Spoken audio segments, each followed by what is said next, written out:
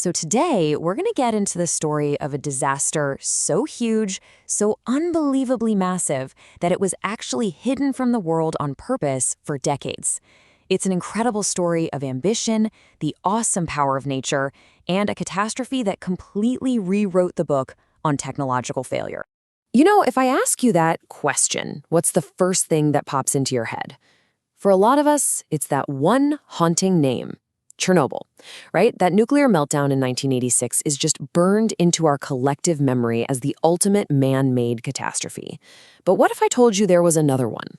One that was far, far deadlier. Just look at these numbers. They tell a really shocking story.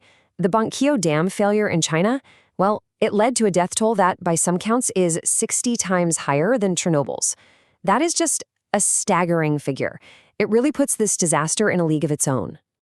And that leads to the big question, right? Why has the world's deadliest technological disaster been basically a ghost story for so long? To figure that out, we have to go all the way back to the beginning. Okay, so our story kicks off in 1950s China. This was a time of massive, radical change.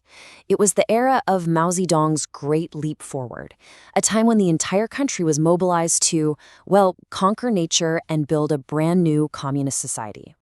You know, this line from one of Mao's poems, it just perfectly captures the feeling of the time. He was obsessed with taming China's powerful rivers. Dam building became way more than just an engineering project.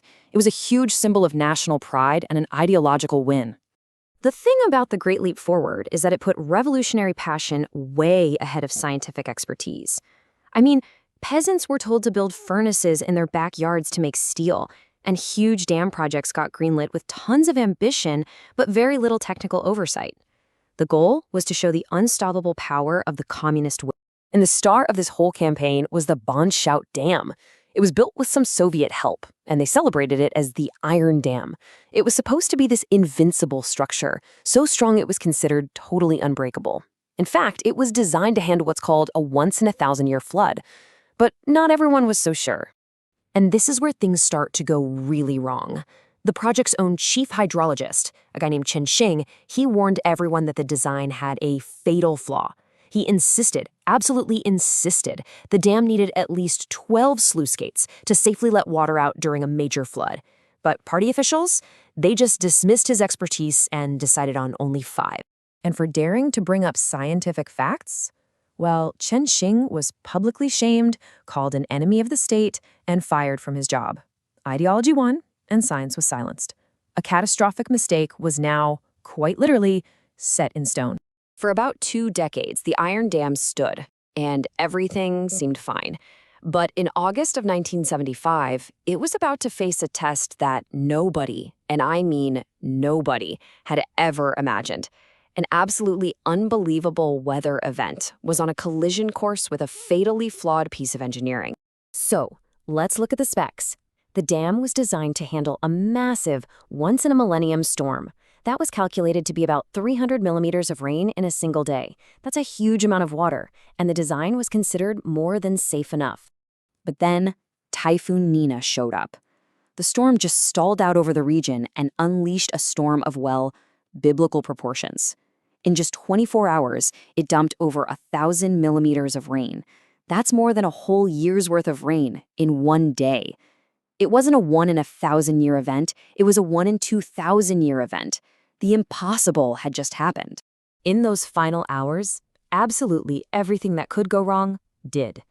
A request to open the 5 gates they had was held up by bureaucracy. By the time they sent the first desperate warnings that the dam was going to fail, it was already too late. Then communications went down. And worse, just as Chen Xing had warned, those few gates they did have were now blocked by silt. They couldn't release the rising water. At 1:30 in the morning on August 8th, the water went over the top of the wall. What happened next is almost impossible to wrap your head around.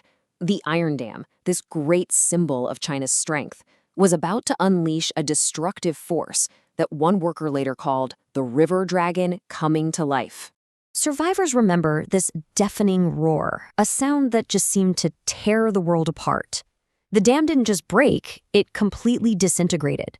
The entire weight of the reservoir was now free. What this created was a wave up to 7 meters high, that's over 20 feet, and 10 kilometers wide. And it was moving across the flat plains at almost 50 kilometers an hour. This wasn't a flood, this was an inland tsunami. It literally wiped entire towns off the map in a blink of an eye. And it didn't stop there. The wave from Banqiao smashed into the next dam downstream, Shimantan, causing that one to fail too. This set off a devastating chain reaction that in the end led to the collapse of 62 dams all across the region. So in the wake of all this destruction, what was the Chinese government's response? Well, it wasn't transparency, I can tell you that. It was total silence. The story of the world's worst dam failure was about to be buried. The immediate devastation was just total. We're talking about an area the size of a small country that was completely underwater. Millions of people lost their homes, and millions more were trapped by the floodwaters. This, of course, led to widespread famine and disease that lasted for weeks. And this right here is why it's so hard to know the real cost. The official death toll, which they finally released years later, was just 26,000. But internal reports from that time and later investigations by outside groups, they all suggest that the number of people who died from the initial flood, the famine, and the disease was probably closer to 250,000 people. The government treated the disaster like a state secret. No media whatsoever was allowed to report on it. It wasn't until the 1990s that the first few details started to leak out, and the full official documents weren't actually declassified until 2005, a full 30 years after it happened. So the story of the Banqiao Dam is way more than just a story about a flood. It's a really chilling lesson about what happens when political ambition silences scientific truth.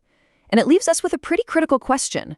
In any society, really, when ideology and science go head-to-head, who's the one that ultimately pays the price?